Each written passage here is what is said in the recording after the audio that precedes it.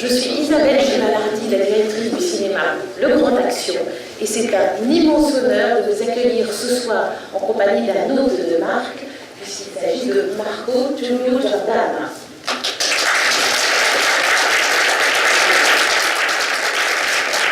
La Voile de l'Italie est vraiment le fil conducteur de votre œuvre. Vous explorez les années de plomb en 1981 avec un film au titre magnifique, La chute des anges rebelles.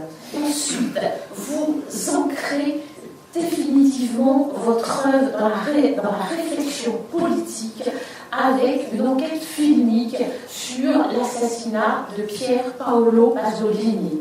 C'est Pasolini, la mort d'un poète, un crime italien. Ensuite, c'est la dénonciation des méfaits de la mafia, les Stampa, et viennent ensuite, en 2003, Nos meilleures années, immense film qui a un... Oui, absolument, on peut... Ce film a été un succès mondial et particulièrement en France. On a vraiment adoré ce film. Vous continuez à explorer toutes les problématiques socio-politiques de l'époque avec, en 2005, Une fois que tu es né. Et c'est un film qui parle de l'immigration clandestine. Et en 2008, avec Une histoire italienne, vous plongez sur la très sombre période du fascisme. Alors, en filigrane de votre œuvre plane l'ombre de Pasolini. Pasolini, donc il y a en 1995 la fameuse enquête filmique. Nos meilleures années, c'est le titre d'un recueil de poèmes de Pasolini, un recueil de poèmes fridoulant qui portait ce titre. Et Piazza Fontana, que nous allons voir ce soir, est le titre d'un article mémorable de Pasolini, un article qui date de 1974. Il décrit les événements de Piazza Fontana et cet article se termine sur une conclusion très amère, l'impossibilité d'apporter des preuves. Et sa dernière phrase est terrible, sa dernière phrase c'est je sais, mais je n'ai pas de preuves. Comme le disait Pasolini, on savait presque tout, mais on n'avait pas des preuves. Tandis que 40 ans après, on a eu finalement les preuves. Et on pouvait dire les noms, comme le film le dit, des personnes qui ont été impliquées dans la tête de Piazza Fontana. Si j'étais un magistrat ou un historien, je ne pourrais utiliser que l'instrument de la documentation directe. Mais heureusement, je ne suis pas un juge, je suis un artiste, donc je dois imaginer. Comment vous pouvez être aussi certain que Calabrese n'est pour rien? Alors, la certitude que Calabrese n'était pas là, ça dépend d'une considération de type psychologique. Je me suis demandé, si Calabrese était là, il a toujours nié ça. Mais s'il était là, comme il aurait pu rentrer dans sa pièce tous les matins, regarder cette fenêtre et continuer à travailler sans aucun sens de culpabilité, ou comme si c'était normal. 2 jours avant sa mort, il a visité, comme on voit dans le film, un dépôt clandestin explosif et 2 jours après, il a été tué. Je pense que c'était quelqu'un de service secret qui a tué le commissaire Calabrese. Je n'ai pas des preuves de ça. C'est une intuition. Les thèses du film dans un procès sont insoutenables. Dans le cas d'un travail historien, il ne suffit pas, il faut avoir des documents et tout ça, mais souvent les documents, ce sont quelque chose déjà à l'interprétation. Donc je pense qu'en toute légitimité, un artiste doit inventer. Et souvent, l'invention est plus près de la vérité que les documents.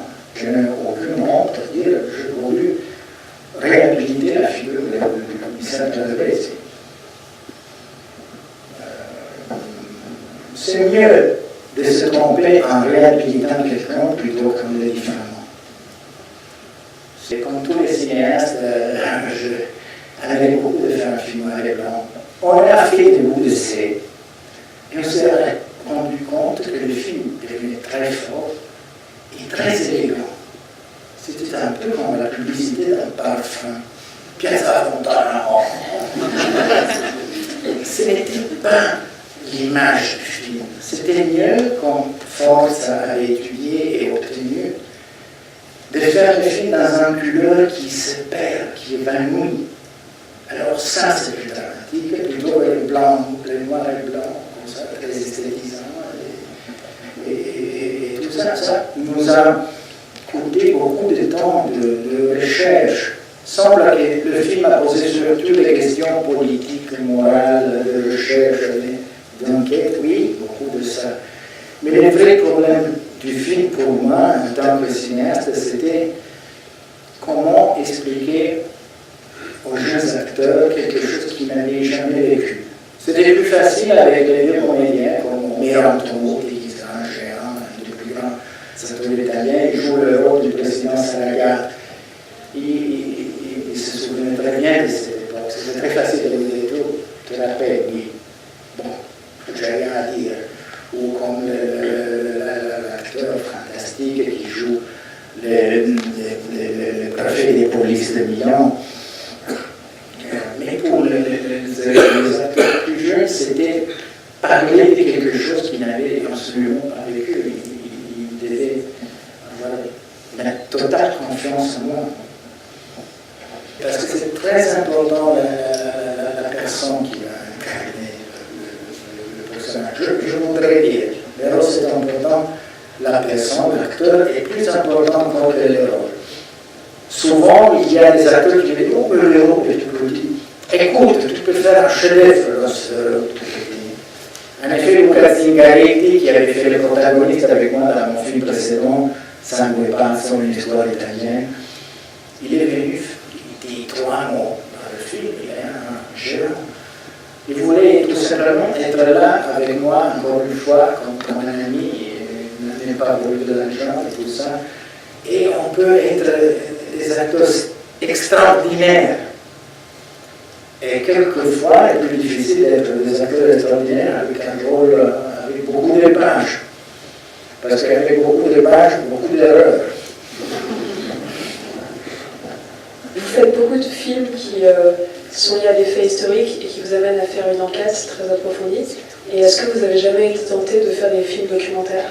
Et pourquoi vous préférez la fiction? J'aime beaucoup les genres documentaires. J'aime beaucoup les musicals, par exemple. J'aime beaucoup les comédies. J'aurais adoré d'essayer de faire une comédie ou un musical, mais ma carrière m'a poussé à faire toujours des films comme ça, en contradiction avec ma nature qui est tout à fait radieuse et non pas si sombre comme les histoires que je raconte. Peut-être que c'est une condamnation, je fais quelque chose dans notre vie. Je ne rien à ça, mais surtout c'est l'histoire italienne qui me condamne à ça. Une fois, il y avait beaucoup de cinéastes qui s'occupaient. Il y avait un cinéma civil, il y avait Francesco Rosi, il y avait Io Petri, il y avait Giuliano Montaldo, il y avait... Et maintenant, il y a très peu de cinéastes qui cherchent à raconter toutes les implications de l'histoire italienne. C'est pour ça que je sens que je dois faire ça pour l'instant. Mais j'espère d'avoir terminé avec Piazza Fontana. C'est un film qui était très compliqué à faire, c'était difficile de trouver l'argent, mais comme tous les films, c'était une histoire terrible de mon pays, je cherchais de la raconter, parce que quand j'étais jeune, j'avais 19 ans, j'étais là, Piazza Fontana, quand elle explosait la bombe. Donc, pour bien de temps, j'ai eu des cauchemars, je me rappelais les ambulances, les blessés, les morts, le sang et tout ça. Et finalement, après ce film, j'ai cessé de faire ce cauchemar, je l'ai donné à vous. Comme compris, on pourrait penser que je m'occupe seulement de tragédie italienne. Mais c'est pas pour être, comment dire, sopraffatti, corretto, come on dit, sopraffatti, surfait par les êtres humains, mais au contraire pour les comprendre, les décrire et les supérer. Et on pourrait en sortir avec un sens terrible de frustration et de fête. Mais si on peut faire des films, si des artistes peuvent raconter, alors la défaite n'est pas tout à fait complète, au contraire, il n'y a pas de défaite. La vraie défaite, c'est quand on renonce à raconter. Donc voilà, c'est pour dire, on a fait pas mal de choses graves en Italie, mais on peut les raconter. Casa Fontana sort le 28 novembre, bien entendu au Grand Action.